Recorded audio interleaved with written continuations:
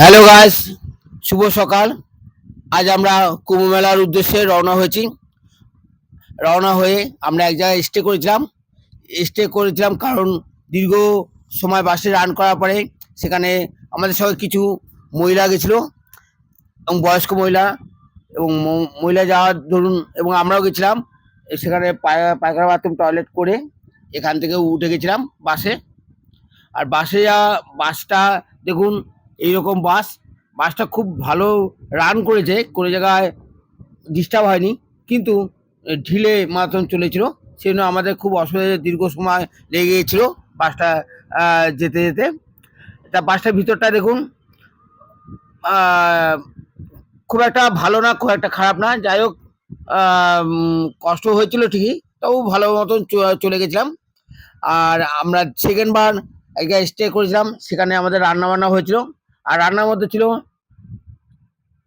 ডাল, একরকম তরকারি আর ভাত।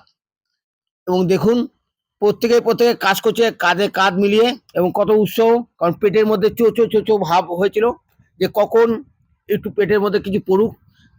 কারণ আমরা এখানে ঝাড়খণ্ডের এখানে এসে উপস্থিত হয়েছি, আর এখানে একটা জায়গা ছিল যেখানে রান্না বান্না করার জন্য ব্যবস্থা খুব ভালো ছিল, যে কিছু পয়সা নেয়, কিন্তু গাড়িটা এক জায়গায় স্টে করে সেখানে যার যেরকম পায়খানা বাথরুম এবং ভালো ব্যবস্থা ছিল। খাবার দাবার আমরা নিয়ে গেছিলাম কাঁচা, সেগুলো গিয়ে আমরা হাতে হাত মিলিয়ে দেখুন। আমি রান্না করতে পারি না, যেহেতু আমরা কড়াইশুঁটি আর লঙ্কার বোটাগুলো ছাড়িয়েছিলাম। এটা হলো আমাদের কাজ ছিল আমাদের। আর প্রত্যেকের হাতে হাত মিলিয়ে আমরা কাজ করেছিলাম। তারপরে খাওয়া দাওয়া করে আমরা আস্তে আস্তে ওখান থেকে রওনা দিয়েছিলাম। এখন রান্না চলছে, দেখতে পাচ্ছেন, ওখান থেকে রওনা দিয়েছে। এবং কুম্ভ মেলাটা যে মানুষের যে বলেছিল যে প্রচুর সময় লাগে এবং প্রচুর যানজট, আমরা পাইনি। এবং খুবই ওখান থেকে 15 কিলোমিটার দূরে ইয়েতে আমরা দাঁড়িয়ে গেছিলাম দেখুন। যাই হোক, খাওয়া দাওয়ার পরে আমরা রওনা দিয়েছিলাম। সারা রাত্রির ধরে আমরা দীর্ঘ সময় ধরে যে রাত কেটে গেল। যখন ভোর হয় তখন প্রত্যেকেরই একটা টয়লেটের ব্যবস্থা থাকে, মধ্যে আসে টয়লেট করবে, কিন্তু আমরা দীর্ঘ সময় ধরে খোঁজাখুঁজি করেছিলাম যে রাস্তার মধ্যে যে কোথাও একটা টয়লেটের ব্যবস্থা পাইনি। এবং প্রত্যেক হোটেল জিজ্ঞাসা করেছিলাম, তাতে না পাওয়া দরুন আমরা শেষমেশে একটা পেট্রোল পাম্পে গিয়ে এসে হাজির হয়েছিলাম। এবং সেখানে অনেকে রান্না করছে দেখলাম, সকালবেলায় রান্না এবং কি পায়খানা বাথরুম টয়লেট করে সেখান থেকে রওনা দিচ্ছে। যাই হোক, আমরাও এখানে উপস্থিত হয়ে প্রত্যেকের যে সকালের যে ব্যবস্থা, সেই ব্যবস্থা হলো সেখান থেকে আমরা চা খেলাম। সেখানে দাঁড়িয়ে টয়লেট করার পরে আমরা চা খেলাম এবং আখের রসও খেয়েছিলাম সেই রাস্তা দাঁড়িয়ে। এবং সত্যি মানে ওই পেট্রোল পাম্পের যে লোকেরা প্রত্যেকেই হেল্প করেছিল, যে কোনো রকম অসুবিধা বা বাধার সৃষ্টি করেনি। এখানে এসে সত্যি ভালো লেগেছে যে আমাদের মতো আরও 2-1টা গাড়ি পেট্রোল, এবং প্রত্যেকটা পেট্রোল পাম্পে কোনো রকম অসুবিধা করা। আমরা অলরেডি নেমে গেছি বাস থেকে, আমরা বেরিয়ে যাচ্ছি। আমাদের মনে হয় গাড়ি অলরেডি করা হয়ে গেছে। আমাদের লোক কই? লোক খুঁজে পাওয়া যাচ্ছে না, এগিয়ে যাচ্ছে, গাড়িগুলো চলে আসছে। বাবা রে,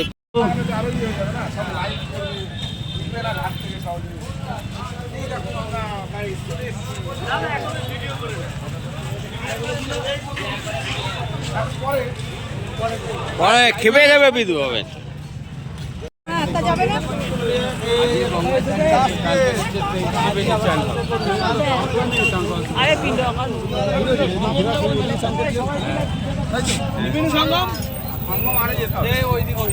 আরো 4 কিলোমিটার যেতে হবে।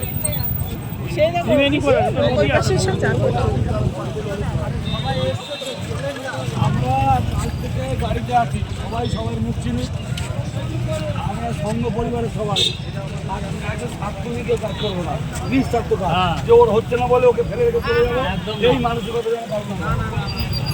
সবাইকে সঙ্গে নিয়ে করা, আমরা সঙ্গে যাবো, ঠিক আছে? যদি কেউ ব্যাগ নিতে না পারে নিলাম কষ্ট প্যাকিং খালি থাকলে ব্যাগ নিয়ে নেন আমাদেরকে এগিয়ে নিতে হবে। আজকেও ছিলাম কালকেও ছিলাম। সবসময় বলা হয়েছে যে একজনের কষ্ট হলে ব্যাগ अरे तुम्हें आगे जाओ माइक की बोले चलते रहिए, भीड़ मत लगाइए। चलो तुम चले जाओ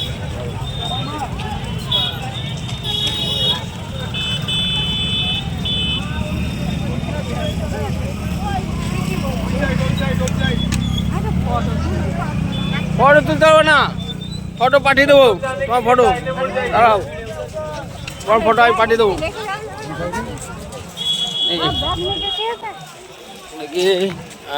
এই যে ফটো উঠে গেছে, আমার ফটো পাঠিয়ে দেবো।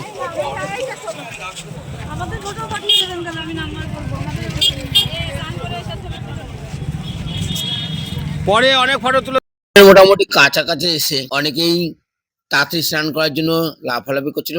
তা আমরা বললাম যে না, পুরো সঙ্গমস্থলেই যাব, আর সঙ্গমস্থলে গিয়ে আমরা স্নান করব। তাই প্রত্যেকেই লাইন করে আসতে বলেছিলাম। কিছু লোক অত দূর হাঁটতে পারেনি, কারণ 4 কিলোমিটার পথ এত দূর জার্নি করেই স্নান করতে রাজি হয়েছিল না। তা আমরা কয়েকজন মিলে সঙ্গমস্থলে খুব জেদ নিয়ে আমরা চলে গেছিলাম যে সঙ্গমস্থলে স্নান করব। তা আমরা সঙ্গমস্থলে এসে জামা কাপড় ছেড়ে ওখানে স্নান করে আমরা বিশ্ব হিন্দু পরিষদের তাঁবুতে এসে উপস্থিত হই। আমরা বিশ্ব হিন্দু পরিষদের তাঁবুতে রাত কাটাবো।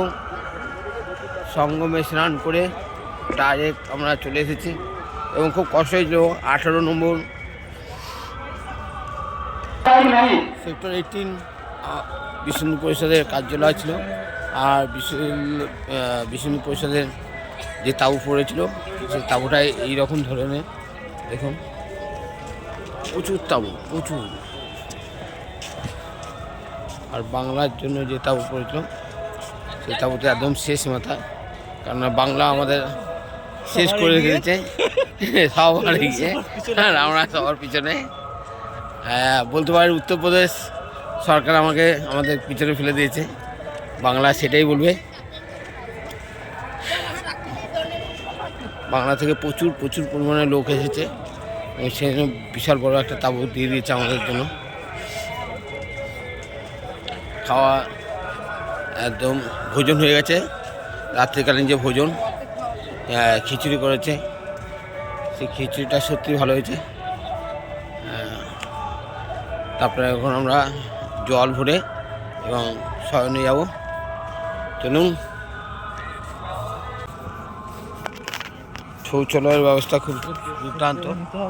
হ্যাঁ, যে আমরা শয়ন কক্ষে আছি, এখানেই আমাদের শোবার জায়গা, খুব সুন্দর ব্যবস্থা করেছে। হ্যালো গার্লস, শুভ সকাল। আজকে মহাশিবরাত্রি আর মহাকুম্ভ মেলায় আমরা উপস্থিত। দেখুন কত পরিমাণ লোক আজ এসেছে।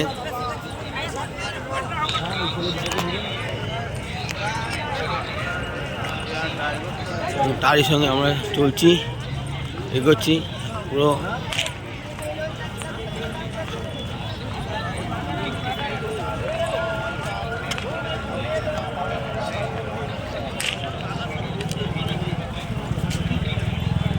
গঙ্গা যমুনা সরস্বতীর যে মিলন স্থান, সেই স্থানে আমরা গতকাল স্নান করেছি। আজও আমরা যাচ্ছি পুণ্যতিথিতে, সঠিক সময় আমরা স্নান করব। আর আপনাদেরকে তরি বেঁধে বেঁধে যাচ্ছে, দেখুন।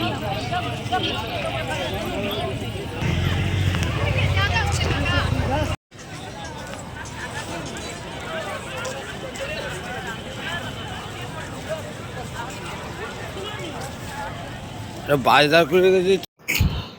হ্যাঁ গাছ, মহাকুম্ভে এসে আমরা শিবরাত্রির দিনে 26 তারিখ ছিল, আর সকালবেলা এসে আমরা স্নানে উপস্থিত হয়েছি।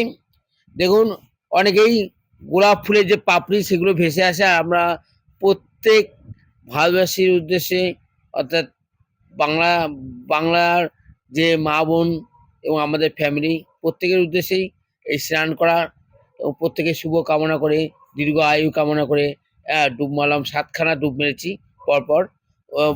আমি যে ভিডিও করছে আমার বন্ধু, তাকে বললাম গুনতে 7খানা, তাই একটু হাসা। আর সেখানে ঠাঁই নেই, এত জলের স্রোত।